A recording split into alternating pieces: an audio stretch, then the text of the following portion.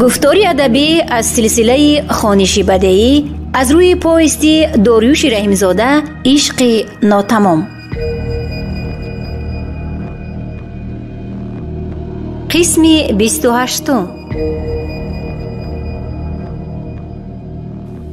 بلبلا مژده بهار بیار.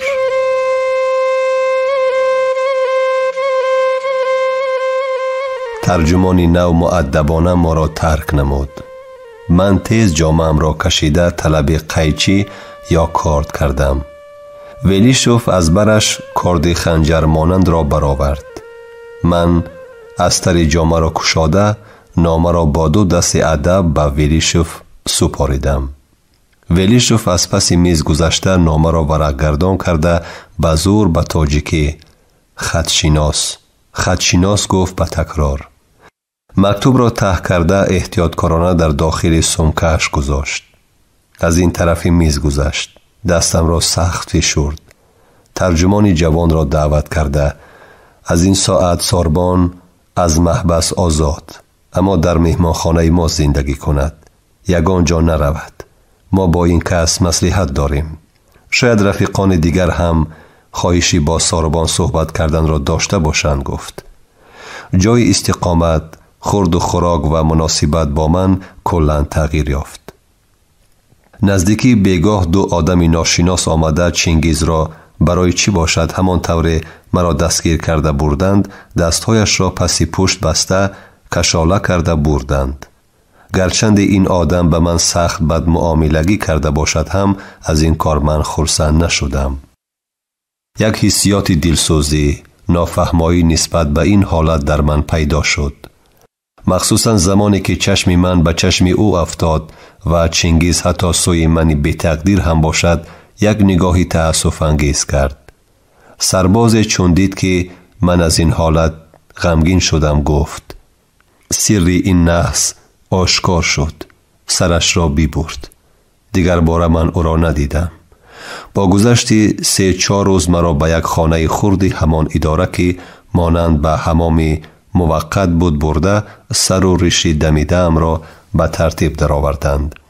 لباسهایم را از کفش سر کرده تا کرته، لازمی و جامه عوض نمودند. گفتند که با آدمان مهم واخوری در نظر داشته شده است. تخمین ساعتهای 10 مرا به یک خانه وسیع دعوت کردند. در آن 3 نفر با لباس نظامی نشسته بودند. مرا دیدن زمان نفری قامت بلند، قوی پیکر، با ریش و مویلب کوتاهی با نزاکت خاصی رسمیتچگی به ترتیب تگمه های کرتش تا آخر انداخته شده از شخصی با صلابت و دارای شفقت فرماندهی داشتنش شهادت میداد. از جایش برخاست. پیشانی وسیع، روی قاقینه پهلوان صورت، چشمانی کلان کلانی به طرح روی و قد و قامتش متناسب و اعتماد بخش منزلت این شخص را باز هم قوی تر می بخشید. و از طرف راست میز گذشته به استقبال من قدم گذاشت. کرته مخصوص نظامی خود را که از میان با تسمه چرمین سرخی مایل به سیاهی بسته شده و در سمت چپ آن غلاف چرمینی تپانچه‌دار داشت درست کرده روبروی من اول دست به چکه سر گذاشته، بعد با پنجه های پولادین خود دستی مرا سخت فشرد و با تمام جدیت رفیق ساربان، از نام حاکمیت کارگر و دهقانان برای با موفقیت اجرا کردن سپارشی مخصوصاً مهم دولتی به شما اظهار سپاس میکنم.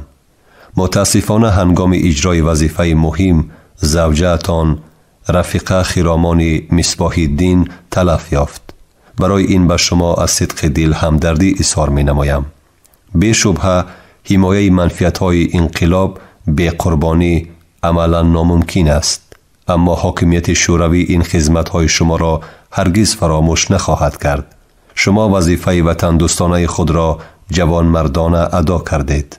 اکنون می توانید به کاری آسایشته مشغول باشید.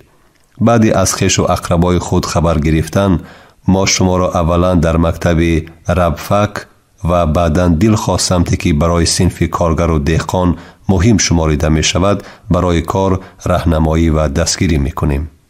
من به چنین قدردانی عرض سپاس برای اجرای سپارش مخصوصاً مهم دولتی قربانی در راه انقلاب اصلاً آمادگی نداشتم. زیرا این گفته ها چطوری که چنگیز مرا باسمچی اشدی نام می برد اصلاً به حقیقت راست نمی آمدند. کماندیر بلند رتبه انتظاری پاسخ به من با مهر و محبت نگاه کرده ایستاد.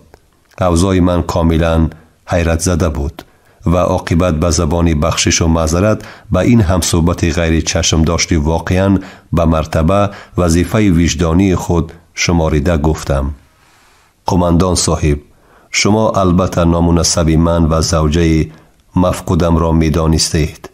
برای این توجهتان من که یک شخص بسیار نالایق هستم به شما سری تعظیم فرود می آرم و منتداری خود را بیان می کنم. اما اطمینان کامل دارم در دیگر حالت شما مرا به جای کسی دیگری که واقعاً سپارش اجرا کرده قهرمانی نشان داده بوده است قبول نمودید.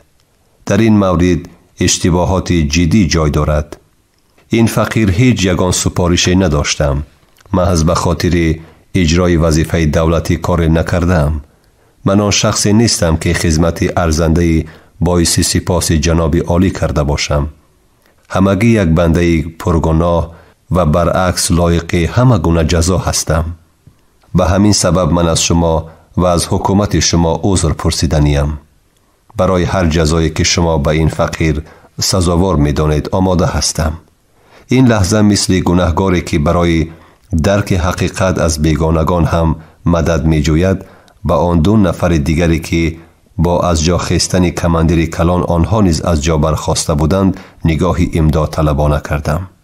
عجب که هوشم به این آدمی با صلابت شده خوب نگاه نکردم. اکنون که ضرورت به چنین توجه شده بود دیدم که یکی از آنها ویلیشوف، دیگرش دوست نهایت عزیز من سلیم بودند. من اولین بار او را در لباس نظامی که نسبت به سله و جامه ما داشتگی او را خیلی جوانی خوش‌سیما و با قد و قامت می گرفت دیدم. چشمان ما با هم برخوردند. سلیم به خود قیافه نهایت جدی گرفته بود. از دوست شخصی بودنش با من در سیمایش آثار نشان نمی داد. من با سخنان اکای براتلی، اکای سفر و لطیف صاحب را درباره نگاه داشتن سیری دوستان به یاد آوردم و خود را به دست گرفتم. کماندیری با صلابت: از این دو کس کدام اینها را می شناسید؟ گفته پرسید.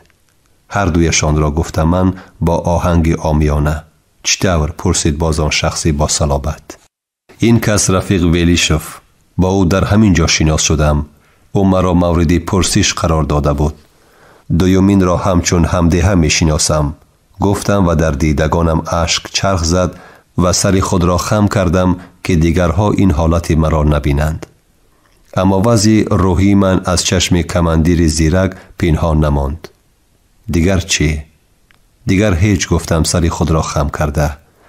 کماندیر کلان یک قدم دیگر پیش مانده به سلیم مراجعت کنان: رفیق ممتاز، هزار رحمت به شما که توانستید چنین شخصی نه تنها دلیر و جسور، قوی اراده، بلکه در تمام شرایط سیری دولتی را نگاه می داشتگی طبق روایات مخصوصی کار کرد شده و حرکتی به نقشه گرفته عمل می کردگی را انتخاب و برای اجرای این وظیفه مهم سفربر کرده اید. احسن به شما.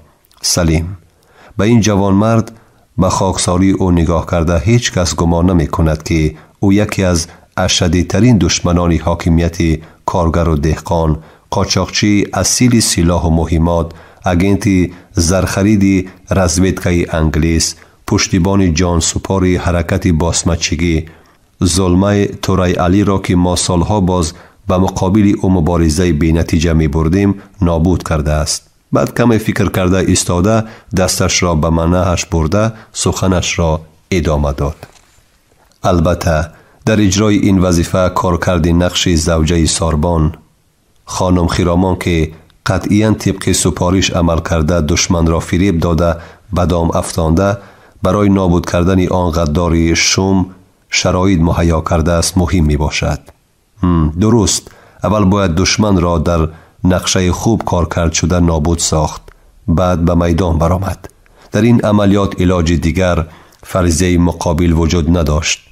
اما افسوس، صد افسوس که در رفت اجرای سپارش که بازگشت به وطن جزئی آن بود، این زنی برای اجرای قرض خدمتی وفادار تصادفاً هلاک شد. افسوس، افسوس گفت. من سخت در تعجب مانده خواستم واقعاً نادرست بودن معلومات یک آدم کلان بالشوی را گویم. نو این اعتراض را با تمام قاطعیت ابراز داشتنی بودم که این اوضاع مرا کماندیر کلان پیخست نموده با خوشحالی و قناعتمندی تام. ای آفرین، آفرین رفیق ممتاز. با این رزویدکچیت یک به سلیم نگاه کرده و سخنش را ادامه داد کماندیر کلان.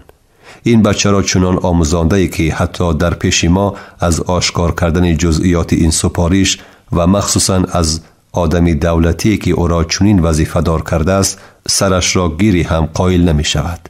رحمت، هزار رحمت به این صداقت، به این استادگری، به این متانت، به این کسبیت و تخصصمندی. آخر ما می دانیم که در این کار حتی بعضی همکسبان ما متاسفانه کاری کرده اشان را قهرمانی به آنها تعلق نداشته را به خودشان نسبت می دهند. کلانگپی می کنند، حتی دروغ می گویند. گمان می کنند که در آن طرف دریا امکان نظارت آنها را نداریم. نمی دانند که در منطقه های مورد توجه افغانستان رزویدکه ما از حساب وطن دوستان حقیقی و جانبداران حاکمیت کارگر و دهقان و نه کمتر از اینجاست. اما این آدم شما به من اشاره کرده فقط شایسته تحسین است. من بیش از همه تعجبی آن هستم که ساربان چگونه حتی در پیش ما سپارش را درباره مخفی کاری که حیات و ممات رزویدکچی از آن وابستگی دارد رعایت می کند. هم رفتار هم گفتارش را طرزی که رفیق ممتاز نشان داده است رعایت می نماید. با قناعتمندی و باوری تام ابراز داشت کماندیر کلان. من واقعا سخت در تعجب مانده بودم، اما با چشم خود می دیدم که چنین حالت روحی منی مسکین با کماندیر کلان باز هم معقولتر می افتاد و از این رفتارم به ذوق می آمد و لذت می برد. این فقیر با حسیاتی شگفت‌انگیز به سلیم و ویلیشوف نگاه می کرد که آخر این چگونه فهمی مسئله باشد. اما معلوم بود که سلیم گفته های کماندیر کلان را با جدیت و به تفصیل به ویلیشوف ترجمه می کند و او به من نگاه کرده به علامت رضا و قناعتمندی سر می جنباند. در آخر ویلیشوف به گپ همراه شده: رفیق سردار، واقعا من همین قدر علاوه کردنیم که در 4 روز پرسش راست گپ هرچند به این جوان مرد جبر کرده باشیم هم اقلا یک سخن درباره آن که به آن طرف دریا با سپارش مخصوصا ما رفته است لب نکشاد. نه درباره رفیق ممتاز، نه درباره شیخ، نه درباره دیوانه و نه درباره اجرای سپارش نسبت به تورای علی دشمن غداری حاکمیت کارگر و دهقان را نابود کردنش حرفی نگفت. گرچند شیخ به این برادر رمز را گفته باشد هم از گفتن آن چند روز خودداری کرد. عجب کاری شد، علاوه کرد ویلیشوف با تبسمی تأسف آمیز که من باز هم بیشتر در تعجب ماندم. من او را توسط گماشته باسمچی ها که از همین نامه شیخ آشکار شد استنتاق کرده بودم. عجب اگر همچون ترجمان میفهمید که در این نامه از جمله خائنی او نیز فاش شده است، کمی در کم آن صحیفه را دزدیده نابود میکرد و یگان بلا را به سر میبرد. انا بینید که وطن دوستی نابکار هنگام پرسش صداقت خود را به حاکمیت شوراها اثبات کردنی شده قواق این بیچاره را زده شکست گفته از جا برخاست و ابروی چپی مرا به کماندیر کلان نشان داد که تا حال پوره صحت نیافته بود. خیریت پیش از آن که بندی های باسمچی را لبی جر برای نابود کردن بردنی می شوند و عجب نبود که در قطار آنان این کس را هم صرف نظر از خواهش من بعضی رفیقان میل بی‌ضرر نمودن داشتند. خود این آدم از کجای مطلب را در کرده لب می کشاید. نباشد بدبختی بزرگ رخ می داد. این گپ ها را سلیم با فرمان کماندیر کلان به من خیلی جدی با رعایت صمیمیت‌چگی نظامی فهماند. اما تا به حال همین خیل مناسبت می کرد که گویا سردار حقیقی من باشد و در بین من و او یگان علاقه شخصی و دوستی و برادری وجود ندارد. هرچی بادا باد گفته راستی من یک دو بار دیگر هم باز کوشش فهمانیدن واقعیت را کرده باشم هم غیر از تبسم صداقتمندانه و مناسبتی با احترامانه که همش را ما خوب می‌دانیم دیگر ضرورت رعایت مخفی کاری نیست، دیگر این فقیر را اجازت گپ‌زنی ندادند. عاقبت مرا دعوت کردند که بنشینم. من از خجالت میل شیشتن هم نداشتم. با سپارش کماندیر سرباز جوان در یک چاینک قرمزی چای دم کرده آورد. کماندیر کلان صدقاً فرمود که من در کرسی بنشینم. علاج دیگر نبود. نشستم و مجبور بودم از دست شخصی با صلابت پیاله چای را هم بگیرم. کماندیر کلان: ای آشنا، ما تو را اینقدر سختگیری کردیم، آخر تو با سپارش ما جانت را در خطر مانده این جوان مردی را کردی. در این راه زوجه جوانت را از دست دادی. تا حال از حالت مخفی کاری و درک مسئولیت نبرآمده ای. دیگر جای پنهانی هم نیست. شیخ هم در بارت نوشته است که نه تا اجرای سپارش و نه بعد موفقانه اجرا کردن آن تو درباره مناسبت خودت با ارگان‌های ما یک حرف هم نگفته ای. با احترام تأکید کرد او. قصه رزویدکچی اختیاری. کماندیر کلان از افتکار رفتارهای عجیبی مرا دیده خواست در مقایسه با این کارنامه من مثالی عجیبی بیارد. با این نقلش به من بار دیگر احترام گذارد، با من صدقاً مناسبت کردن ارگان‌های رزویدکوی را همچون نمونه احترام تأکید سازد. او سخنش را ادامه داده با تبسم خاصه این نقل را آورد. ساربان، دوستی عزیز، تو خودت مشکلات و نهایت خطرناک بودن کار ما را دیدی. اما طور گفتن در باغی که اکه ها می گردند گاه گاه بلبل هم گذر می کند. حساب و کتابی وطنداری و حفظ حکومت کارگر و دهقان بدوش همین بلبل های تنها هند. ما با سلیم و ویلیشف و دوست دیگرمان زندگی خود را به همین کار بخشیدیم. اکنون گوش کن، من به تو چی را قصه می کنم. واقعا در باغ پرنده ها ما شبانه روزی در جستجوی عقاب ها هستیم. منفیت حکومت کمبغلان در حال حاضر همین را طلب می کند. چند مدت برای سپارش مهم نفری را انتخاب کردیم. 6 ماه او را آموزاندیم. مقصد روان کردن به آن طرف دریا که همکنون لانه باسمچی ها و جانبداران آنهاست برای گرفتن معلومات و اجرای وظیفه مخصوص. کشورهای معین برای بازگردانیدن امریگو ریسپا از سیم و زری به یغما بردهش استفاده کرده میخواهند او را دوباره به تخت بنشانند و خودهاشان به هر بهانه از آن ظالمی بدکردار بر ضرر زحمت کشان استفاده کنند. عین حال مبارزه ما به مقابل دشمنان ساخت نو نه تنها در داخل بلکه در بیرون کشور هم به نهایت مهم است. ما آن شخص را با تمام واسطه و اسبابی که برای اجرای سپارش ضرور بود جهازانیدیم. درباره مشکلاتی در پیش ایستاده، خطر جانی، اما برای دولت جوان کارگر و دهقان نهایت مهم بودن اجرای این وظیفه، همچنان قطعاً رعایت کردن مخفی کاری که یگانه گرو زنده ماندن خود رزویدکچی و با موفقیت عملی کردن مقصد بود گشته و برگشته تأکید کردیم. او را شبانه با اسب تنومند در گذرگاه معین دریای پنج به افغانستان گسیلانیدیم. متاسفانه دریای پنج را عبور کردن برابر در دست سرحدبانان شاهیگری افغان و رزویدکه انگلیس افتاد که گاه گاه احتمالیت پیدا شدن آنها در آن طرف دریا هست.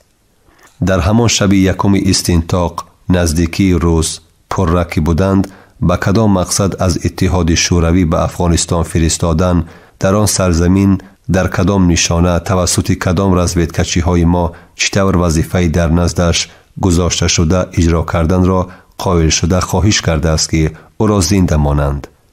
لازم دانند اینجا تحت نظارت آنها می ایستد. در این ملک اسلام به آموزش دین و طاعت و عبادت مشغول می شود.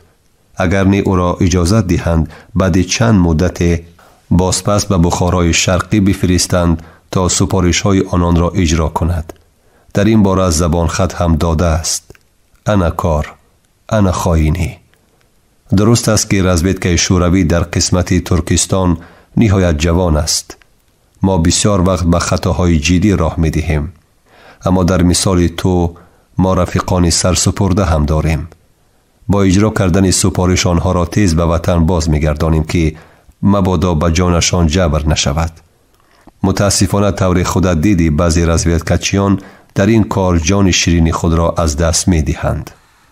کار ما اصولی سنجش، لغزش و کافتوکاوی استواری است. واقعا طرز دیگری کار در این شرایط وجود ندارد. اما در این قصه که به تو نقل کردیم، این رزویدکچی ما سخت اشتباه کرده بود. جزای خودش را گرفت. آن دریایی که او را عبور نموده بود همگی یک شاخاب کلان دریای پنج بود. زمینی که آن را افغانستان گمان میکرد جزیره در قد بود. البته آن منسوب به سرزمین شوروی است و اخیراً نفرانی را که این رزویدکچی را بعدی به سرزمین افغانستان رسیدن دستگیر کردند همگی کارمندانی با تجربه ما بودند. چون این سنجش ها را نسبت به اشخاصی که خود را وطن دوست میگیرند اما متاسفانه میخواهند هم این دنیا را فریب کنند هم قیامت را کم نیستند. فعالیت ما همین است برادر ساربان. یگان کار به کمبودی نمی شود. وقتی که تو سپارش را با موفقیت اجرا کردی ما همان زمان احساس کردیم که با نابود شدن راهبری دسته اساسی قاچاقچیان سلاح و مهمات گروهی او پراکنده شدند و واهمه افتادند. برای دشمنان ما تا مثل ظلمه توری علی دریافت کردن نفری که همه از او می ترسند و کار مثل پیشینه متشکلانه ادامه می‌یابد مشکل گشته است. همزمان برای چی برگشتن تو به وطن خیلی مهم بود. به خاطر آنکه ما علاقه توسط دوستان خود آوازه های واقعیت داشته پهن کردیم که هر کسی من بعد نسبت به حکومت کارگر و دهقان از قیده های به شوروی همسرحد افغانستان سوء استفاده می کند. دیر یا زود او را هم سرنوشت این زرخرید اجنبی انتظار است. حتی اعلان داشتیم که جسد این خونخوار در دره ماران پرتافته شده است که واقعیت دارد. کسی جرأتی به آن دره وارد گشتن را هم نمی کند. این آوازه ها علاقه مهم بودن خود را برای ما به خاطر تأمین امنیت مرزهای شوروی در این سمت به باسمچیان حساس نشان دادند. به خاطر چنین کارنمایی و حقیقت رد نشونده که توسط تمام امکانات رزویدکوی ما تصدیق می گردند دلیل دیگر لازم نیست. نتیجه آن را ما همه روزه دیده ایستاده ایم. بعد این نقل چنین قصه عجایب کماندیر کلان فرمود تا سلیم مرا شخصا تا شگناو همراهی کند. از خویش و اقربایش هم که مدت چند ماه ندیده است خبر بگیرد و برگشته به اجرای سپارش های خود ادامه دهد. سلیم به طرز نظامی از جا برخاسته اطاعتگویان دستش را به پیشانیش برد. کماندیر کلان و ویلیشوف با من گرم و جوشان خیر و معذور کردند. من در بیرون سلیم را انتظار شدم.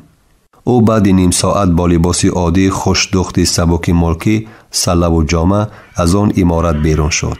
از تگ جامه در کمربندش ناعیان تپانچه آویزان بود. سلیم فرمان داد که سمند را بیارند. ما به اسب‌ها سوار شده حرکت کردیم.